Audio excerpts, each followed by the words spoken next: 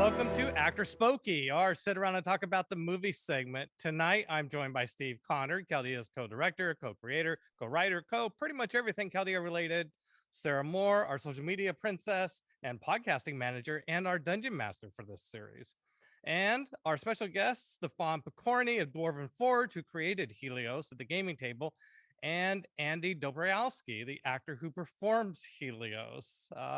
And behind the scenes, we have Jimmy Duffy of Freighters Rejects on tech. All right, welcome, panelists. I want to start this off with a real simple question. Can you believe how much fun we're actually having and that we're pulling this off? It's pretty great. Amazing. Helios is a lot of fun, isn't he? Absolutely. I love Helios. Hey. Like you get to be big, which when you're big, you spend your life trying to be small. So it's nice to be able to be big and bigger than I am even, and just really explode. It's a lot of fun. Well, Andy, you're doing such a great job. It's really a pleasure for me to watch. Thank you. Yes, it comes to life. It's larger than life character. It's a lot of fun for me. Thank you. Yeah, a lot of fun to play. Definitely one of the more complicated costumes, but just a ton of fun to play. Give the horns being kind of part of the character and having that movement is really fun. The axe is a really fun prop to just sort of play around with. It's a great character. It's just that larger than life aspect of it. I mean, quarter bovine. What are you gonna do? He's gonna be big. Yeah, I love that axe. It's huge. Yeah, it's great. Pretty fun. So it sounds like, Stefano, it sounds like you're really happy with the way this is turning out with Andy's portrayal. Amazing. Well, everyone's doing a great job. It's when we do the game, but things are a little slower because it's role playing, and then when you like kind of splice up all the best parts and put it all together, and then you add these great special effects like a giant shark fin. I was died when I saw that. I know, that was so much fun. Well, it's great. We share Chaldea Studios with Bandersnatch, which is a local Seattle company that does great in-camera effects, and it's great. They're like right here. I say, hey, Sean, can you make a shark fin for me? Sure, of course I can make a shark fin for you. Like it's like whatever you think up the set. Half the things you might think of and ask them to make, they already have it. Yeah, I actually have some shark meat back in the freezer. Can we just use that? Sure. Sean also was the voice of Snaggle tonight. Yes, that's right. Yeah, so that's also great. Sean of Bandersnatch, Sean Shelton, is not only great at in-camera effects, but he's also a good VO artist, and he's like our pitch hitter. Like, hey, my God, we need voiceover for Snaggle. Sean, you're there anyway, right? In addition to being the prop master, do that. So what are some favorite? Well, I'm going to tell my favorite moment is when Anne does the aerial punch on Helios, slap like that. And I didn't see. Andy actually asked me, said, "Hey, I want to have a cushion over here so I can fall after she punches me." And I'm like, "Oh, okay, sure, that sounds great." I love it when. I mean, as a director, I don't think I'm that great of a director. I don't, half the good stuff that we think of is somebody on cast who says, "Hey, let's do this," or somebody on crew says, "Hey, let's do this." And then a great director just lets the cast do that. So yeah, you're doing good. You're doing good. Thank you. I have no choice. So, but Anne, Anne was also, Anne always really commits to her characters, and she was like, "I just want to do a slap and then a slap and a punch," and I'm like, "Okay, that turned out great." So, any favorite moments? How about you, Sarah? Any favorite moments from tonight's episode? I love that Helios is afraid of everything, but not giant flying sharks, like terrifying giant, like this is a thing that it would make sense for everyone to be afraid of. And he's just like, yeah, no, this is good. I can do this. And so I love that he wakes up out of and is just like, haha, I can all right, I'll just chop this guy. And I also love Quarter shark, half human, quarter half human. Swansea. Yeah. I love that Andy is always all in for just like screaming about how much he hates something. Like he's just like it just comes from a deep place inside of him, and he's just screeching about what he hates, and I love it. It likes seafood, you know. It likes seafood. It's from an island. That's true. How about you, Steve? Oh my goodness! Well, I thought that was pretty funny. The whole I during the filming, Andy, I heard him say, "Oh, it's an airplane joke," right? I don't know if you remember saying that, Andy, during the recording, because in the role players actually had used Mage Hand and slapped him to try to get him to wake up as he was blind drunk. And I just like, oh, it'd be super funny during the whole fight if they would just be slapping him, trying to get him to wake up. Because obviously he's the tank. I mean, he's the guy who's got to be up there taking this thing on.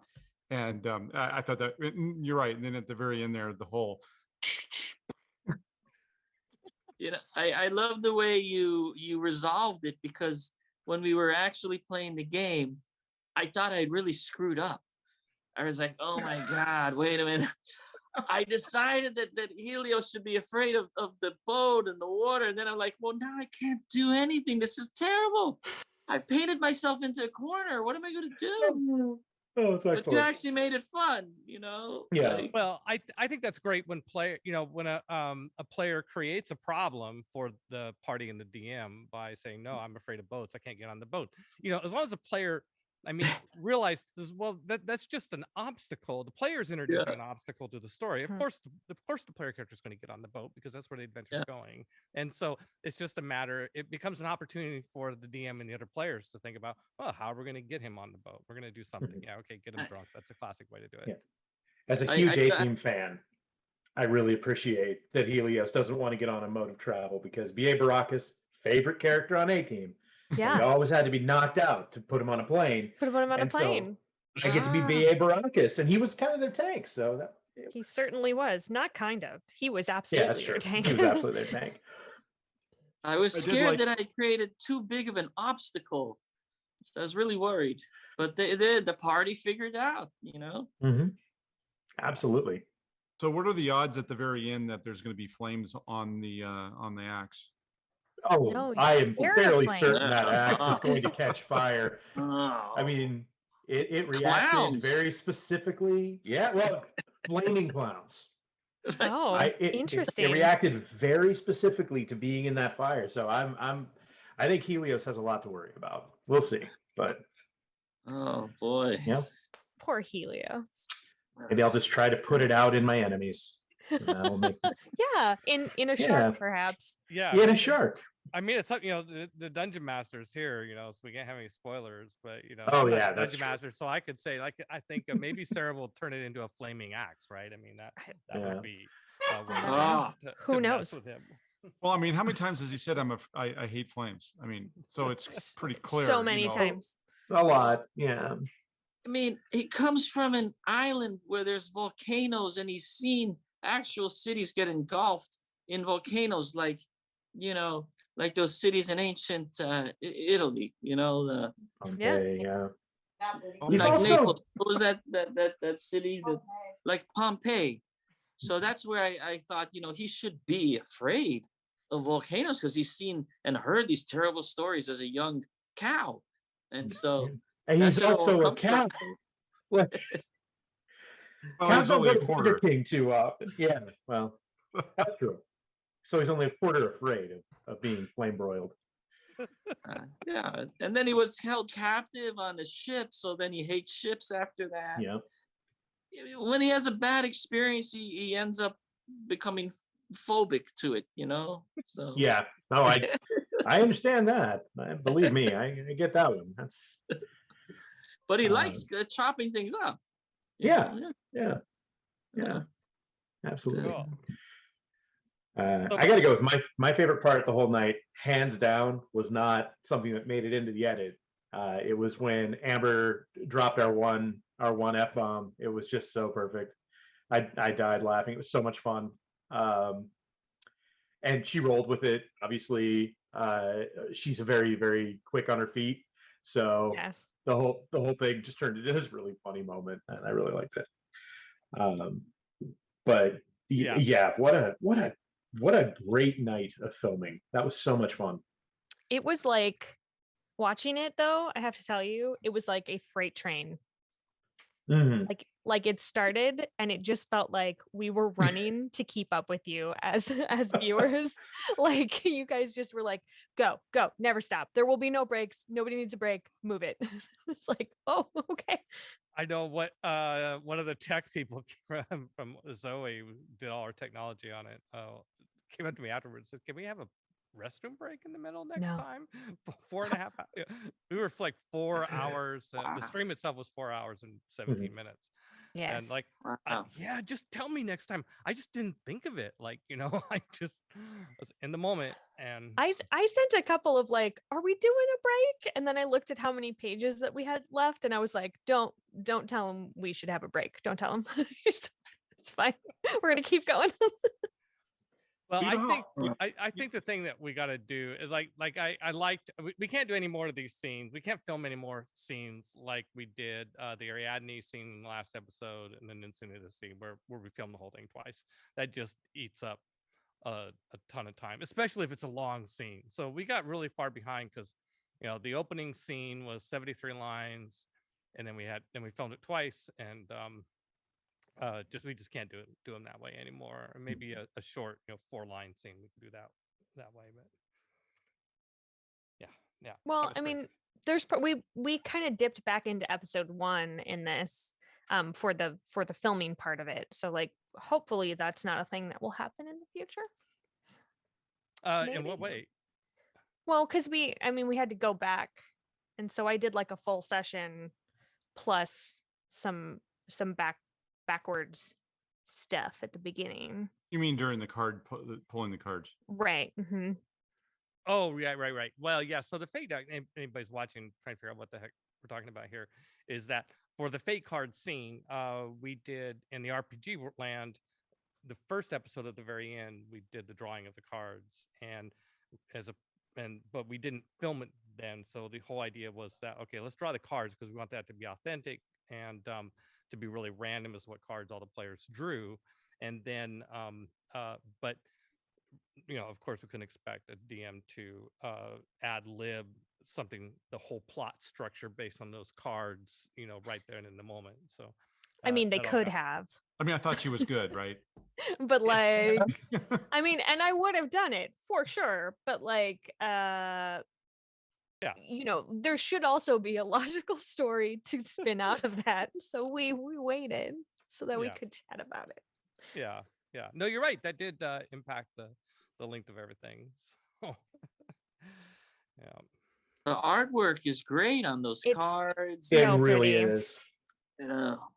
All this all the sets, like all these illustrations that Tanel did. I think it's that Tanel. Yeah. Yes. Incredible Yes. stuff. It adds, she it did. brings the world to life.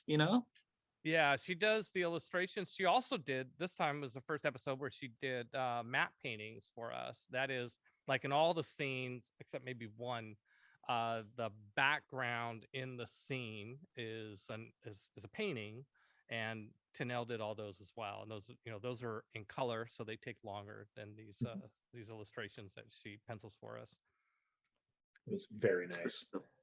Very, very nice. We're Well- so spoiled with how quickly she can get that stuff done. Yeah. Well, you know how you Amazing. can watch artists do speed painting?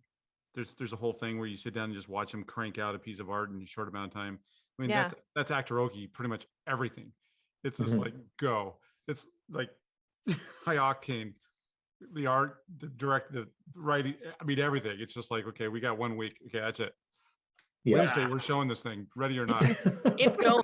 It's going in whatever state it's in. Let's do this. That's part of the charm, is Yeah, the yeah. sort of like kind of unrehearsed sort of immediacy of it, you know? Yeah. Make a decision and go. Yeah, exactly. I mean, Well, yeah, is to it have rough? an RPG, have a story created at a role playing game table, and then 2 weeks later it comes out in a movie. That's pretty crazy. Say, hey, Andy, I know you have a lot of experience filmmaking, as much, if not more than anybody in this panel. Have you ever seen anything quite this crazy before? I mean, it definitely it feels like something like a live show. Like I just made a joke in the chat that's really stupid. Satire Day Night Live, but yeah, basically it's got that sort of weekly live show feel, except for we do have sort of a bigger onus to sort of stay on book than they do. Plus, they have short skits, right? So you'll do a skit, you'll break, you'll get ready for the other skit. Some of the other actors will come in, and the way that's structured is very frenetic. And this sort of has that frenetic nature to it, but it's with scripted narrative. So that's pretty interesting. The biggest difference I would say between say a run and gun, which would be the only thing I think that has the kind of frenetic nature that would match this. A run and gun shoot is something where you have a very limited crew, a very limited gear set. You're going out with basically like a Blackmagic pocket camera, maybe 1 or 2 LED panels, a Zoom or a Rode or something to record audio, and that's your whole crew. Those are very, very fast paced. But the big difference here is like we have set cameras and we have multiple cameras, which normally you don't get with something like that. So it's a weird balance of being both very forgiving in that you have all of this coverage that you get all at the same time, and very not forgiving because your timeline is so short. So it's to me, the interesting part is watching how you, Peter, sort of go in and pull these edits, because like it can't be perfect. It's impossible to get perfect in 4 hours, and perfect should never be the goal anyway, right? The best you can do is always the goal. Perfect is unattainable. So from that standpoint, it's very different than anything else I've ever done. It's very fun. It's very rewarding. And then the challenges that come in are more around, I guess, kind of like how we mesh together. So the fact that because we're going so fast, we kind of have to take small chunks of dialogue, and we'll do the dialogue in 2 to 5 line chunks. It breaks the flow up a little bit. Like when you're acting, you kind of get into a flow and you bounce back and forth. So it breaks that flow up a little bit, but it then provides a challenge, and you get to rescue maybe a delivery that you wouldn't have gotten to rescue if you were doing it all at once. So it's very interesting, and there's just it's a lot like D&D, right? Like, oh, here are my abilities. Now, how do I work these to create to create an actual like attack that's going to do something versus just waste my time? And you have this very specific bag of abilities that's very different than anything else. So I think it's very challenging, but it's so much fun. Well, good. I'm glad you're having fun. I always worry if people are going to come back, It's like, because it's kind of crazy here. We're down in this warehouse in West Seattle. It's kind of cold in the winter. It's kind of dusty, and then we come down and we just film, 4 just as fast as possible. Right. Possible. And we do a lot of one and dones, right? Oh, yep, that looked good. Let's go next thing, right? Mm-hmm. Yeah. Well, yeah, exactly. So, Peter, the way I would handle this is say that your directing style is like that of Clint Eastwood. Just leave it at that, because he's like a one and done. Like, no, we get it one shot, 2 shots max, then we're out of here. But yeah, I think that from the outside, it's very hard to appreciate a set because you don't understand everything that goes into a set from the outside, which is very much by design. You don't want to see how the sausage is made usually, but but in this case, it's a perfect example of this is how it's made for TV. It's very interesting, and it all flows together really well. And I think that the recording part is just as interesting as the finished movie, is just as interesting as the streamed game, which to me is that's a very unique thing. I've never seen anything like this. Cool, cool. So I have a question for you, Stefan. So watching Andy play Helios, you asked me once actually, well, am I supposed to watch, and is that supposed to change my, I'm like, no, do what you want, watch if you want to, and if you want it to affect you, go for it. But there's no obligation there. You just go to role play the character, then we write a screenplay and you're done. But that said, has it informed your role playing in a bit? I mean, do you think there's going to be some adjustment to how you play Helios based on watching Andy perform the character? Well, I mean, when I first played Helios, I was really, in my mind, he was going to be a little less aggressive. That's how I was thinking. Like, here's the guy. He's kind of like a cowardly lion. The cowardly lion from The Wizard of Oz was how I pictured him. And I was going to be really going to have to be coaxed into fighting, And I think that Andy's played him that way. But then when he gets into fury, he really likes it. He's really liking it. And with a lot of gusto. And I like the way he does that. And I think that he sort of made him a better character than the one I created, because I was worried when I made this character. Well, is this going to work out? Because how are we going to resolve this? Is he ever going to fight? And I thought that would be the big gag, is that he's this fighter that never fights. but he does end up fighting. And I guess the gag was that when he does get disturbed enough, then he goes into because he's a berserker, right? Mm-hmm. So he, at some point, he just lets it loose, And I think that Andy definitely got that part of it and exemplified it in a way that's better than what I would have done. And also, just he looks more like a Helios than I do. I mean, and then with the whole outfit and everything, the giant hats and the horns and the nose ring, I'm looking at him like, oh my God, wow. All I had, when I show up, I have just a couple horns. And I think that's actually interesting, because something I've thought about watching our own productions of Actoroke is I mean, I've been playing D&D since 1978. It's a long time. We sit around, we play characters. And to what extent do we really visualize how these characters look? I mean, I do it when I'm DMing a lot. I'm very aware of how the characters look, but when I'm playing, I don't really. So I think that it's really interesting to watch players play characters. I mean, actors play these characters, and then okay, that's what the character looks like, which may not be anything at all what the player looks like, right? And no, in my case, he got it pretty much spot on, so I'm very happy. Well, yeah. In fact, it's funny because we have one of the players is Megan Krimi Nasser, who has Middle Eastern ethnic part of her, and also we have we started off with Jasmine Bullard playing as an actor, and now Ingrid Sanai Buran, and so two sort of people Middle Eastern. And so when I had a lot of question in my mind. It's like, okay, do I want the Middle Eastern actor to play the character that is role played by the Middle Eastern player? And I said, no, I don't. I think to me, it's interesting, sort of the shock of the characters looking different from the actors. And so,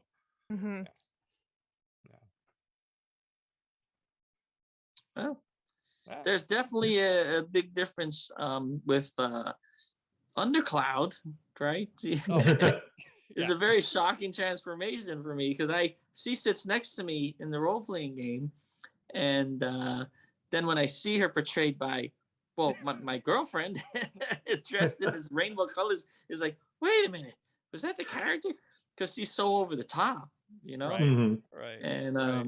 And then the role playing that she's not, I don't think she's as over the top, Right. Yeah. So Yeah. I think in general, all of the role players are more understated as opposed to our Yeah. big actor portrayals, which I think is really fun to see. that's If why you they're kind of expect is that, actors. wouldn't Yeah, you can't Yeah. you can't put actors in a bag. They just won't do it. They're just not gonna. They're just not gonna do it.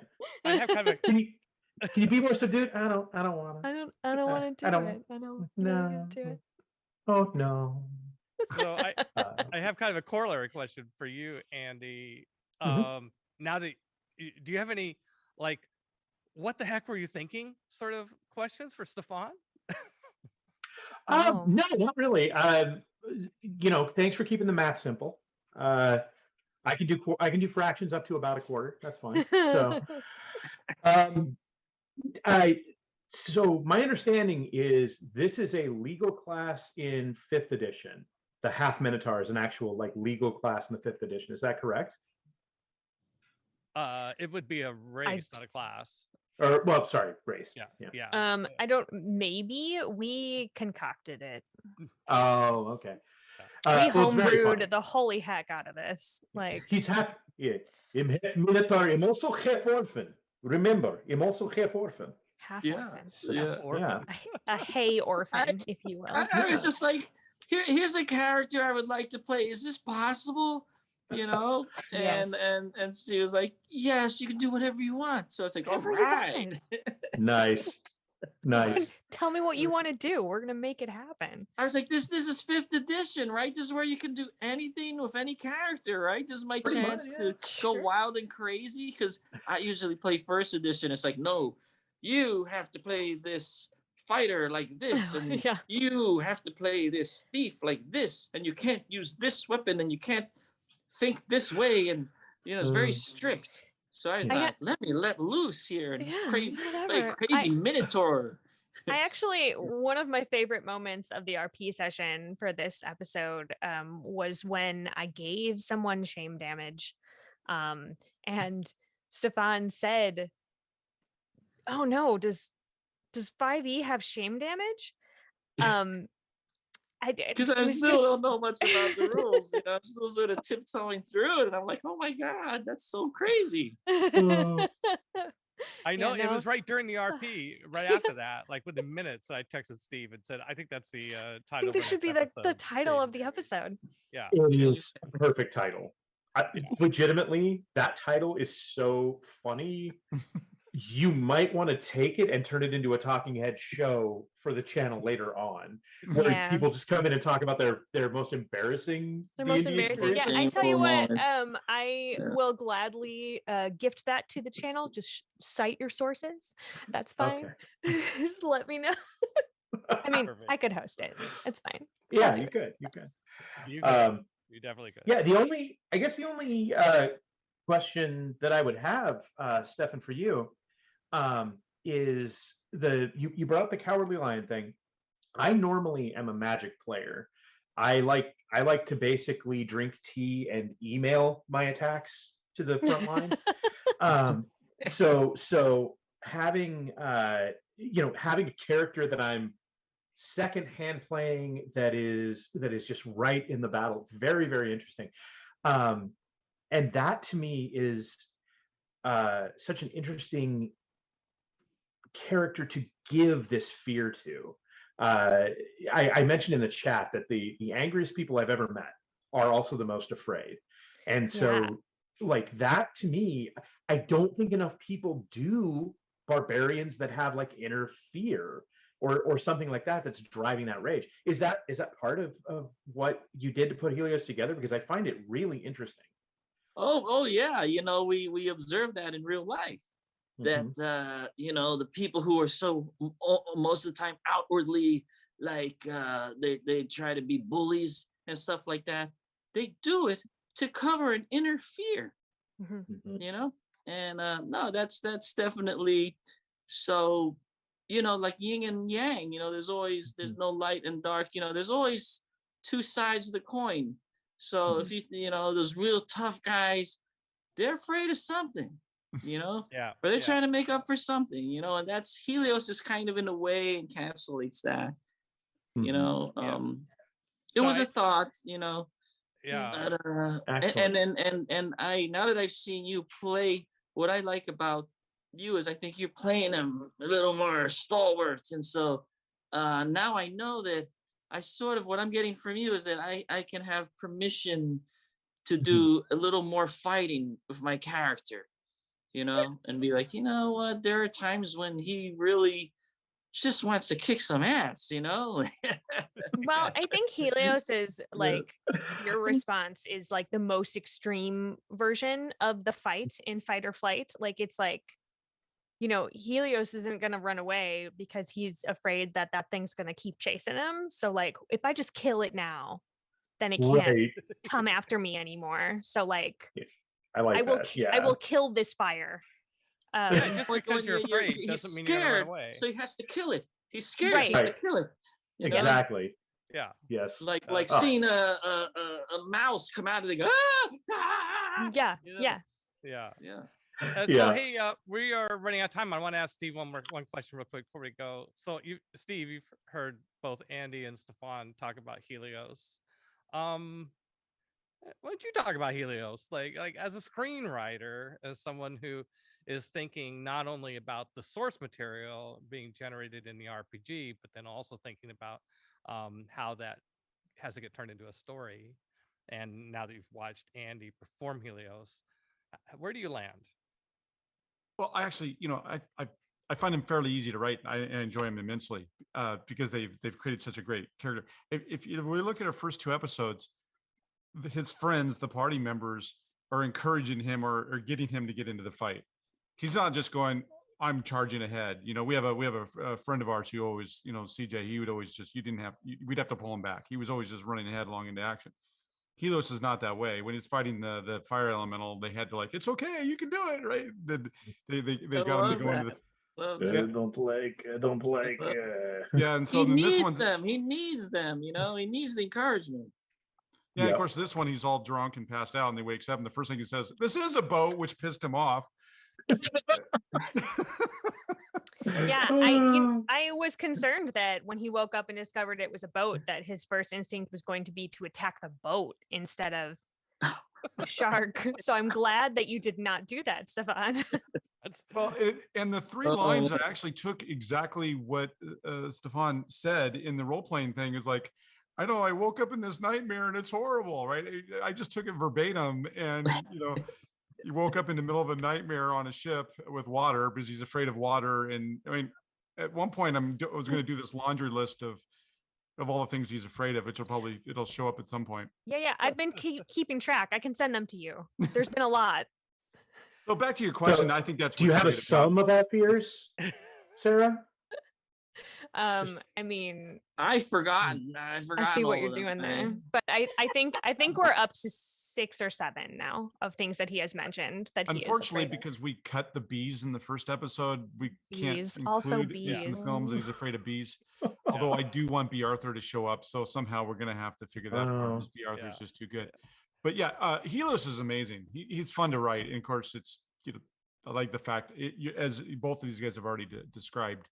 The fact that he's afraid of everything and face your fears. I mean, that's the whole thing with the story arc. Obviously, you can see where it starts off. He's afraid of everything at the very beginning, and we'll see where it goes. They'll probably still be afraid at the end, but I have to tell you, Helios activates like the maternal instinct in me. Like I just want to hug him all the time. Like hey man, it's okay, buddy. You're doing so good. Like I always just want to like, it's good. I'm so happy for you. And like every time he makes a successful attack, I'm like, yeah, you did it. Good job, bud. I'm like the soccer mom on the side of the field, like, doing it. Yeah, just want to let you know. All right, we are running out of time for our segment. I want to go around and invite each of you to say anything about yourself, like where you can be found on the internet, any projects that you're up to. So we'll start with you, Stefan. I own Dwarven Forge, so anything dwarvenforge.com to check out what they're doing. Working on City Builder 2 is coming out, our next Kickstarter, and that's what we do. Cool. How about you, Andy? So you can find me on YouTube at Your Lame Friends, or on most social media at YLF Andy. That's Yankee Lima Foxtrot Andy. Yeah, and pretty much I'll be in the upcoming season of Three Busy Debras. I just did a commercial that'll be playing in Cleveland. So if you're in Cleveland, keep an ear out for the Roman Burger commercial. I don't know what that is. Yeah, and I'm super stoked. Stefan, I'm actually super stoked to meet you because my cousin is a huge collector of Dwarven Forge and has been backing since forever. He runs an Airbnb an Airbnb experience called Air D&D in Normandy Park, and it's all your stuff. Rad. Like it's 100. Oh. It's pretty cool. We're gonna have to hook up and check it out, and yeah, I'll send you a video. It's pretty fun. But yeah, that's what I got going. So All right. Thank you. Sarah. Hi, I'm Sarah Moore. You can find me on Facebook at Actor Sarah Moore. You can find me on Instagram, Twitter, TikTok, Ko-fi at Pixies and Pins. I have a live stream actual play RPG show called Sarah's Table. It is currently on a little bit of a hiatus because of the holidays, but that's usually Friday nights at 6 p.m. Eastern on Level Up _TTV on Twitch. As previously mentioned, I am the DM for Actoroke, so it's not next week because of holiday things, but we will be back on January 12th for episode 3 of the RPG right here on Gildian Light's Twitch channel. All right. Yeah, that's right. I'm glad you knew the date. I was trying to remember it. It's like I can't go. I only know because of my flight. Yeah. Nice. Steve, I know you're not on social media, so I don't know. No, I live and breathe Chaldea. But I do have, everything that these guys produce in the RPG, the filming, everything. We try to take in all the art that Tanel makes. We're creating maps. We're actually building an IP. That's sort of our hidden background thing we're doing here. And we're trying to get it all onto our website, which is worldofchaldea.com or actoroke.com. And all the art from every episode is put up there. We're producing maps. All the maps are up there. Even things like all the unique, the Devil Shark, we're going to produce stats for those. They'll be on our Chaldeapedia. You can go there. And if you want to play a, Devil Shark, the stats will be there, or any of the other creatures we've created through Actoroke. So, we're a small team, but we're trying to get as much of the materials that you see in the game and in the films and everything on our website. So.